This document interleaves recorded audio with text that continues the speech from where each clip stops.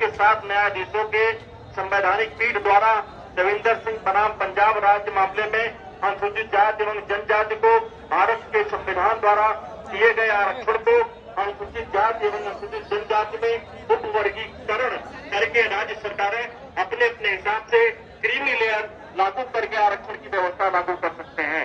ऐसा होने से भारतीय संविधान के अनुच्छेद 341 व 342 का सीधा सीधा उल्लंघन होगा। वर्गीकरण से इन जातियों के भीतर अलग अलग व्यवहार करके समानता के अधिकार का उल्लंघन होगा। माननीय सुप्रीम कोर्ट के 1 अगस्त 2024 के निर्णय के बाद केंद्र और राज्य सरकारों के बीच भी मतभेद की स्थिति उत्पन्न होगी, क्योंकि अभी तक केवल संसद के पास ही किसी भी जाति को अनुसूचित जाति व जनजाति में सम्मिलित करने या बाहर करने का अधिकार है, जिसे माननीय राष्ट्रपति द्वारा अपने आदेशों द्वारा क्रियान्वित किया जाता है। 1 अगस्त 2024 के इस निर्णय के बाद जब प्रदेशों में जिस प्रकार की सरकारें होंगी, अपने अपने वोट बैंक के लिए अपनी मनचाही जातियों को आरक्षण का अनुचित लाभ देने का प्रयास करेंगे। इस आदेश से ऐसी अनेकों तमाम समस्याएं उत्पन्न होंगी, जिसके कारण एससी व एसटी का उसका मिला हुआ आरक्षण ही समाप्त हो जाएगा और अंत में इसका नतीजा यह होगा कि इनके हिस्से का आरक्षण सामान्य वर्ग को ही दे दिया जाएगा। माननीय सुप्रीम कोर्ट के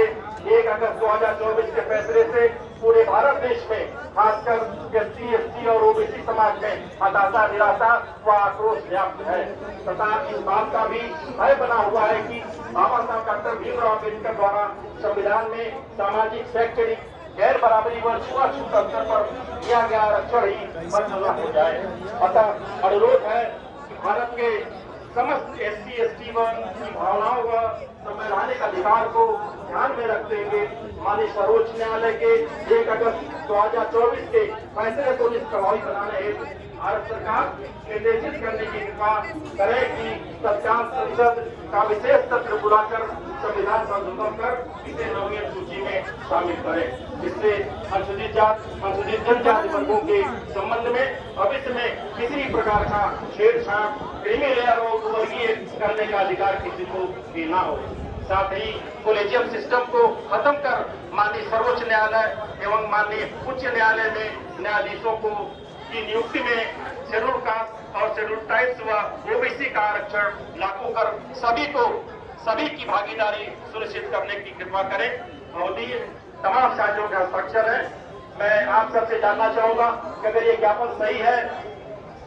ठीक है, तो आप लोग हाथ उठाकर मेरा समर्थन करने का काम करें। बहुत बहुत धन्यवाद।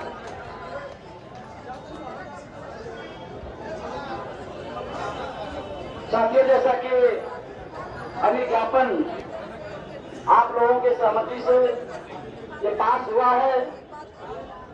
श्रीमान जिलाधिकारी महोदय हम लोगों के बीच में मुझे लगता है कि चंद समय में आ जाएंगे। हम प्रशासन के लोग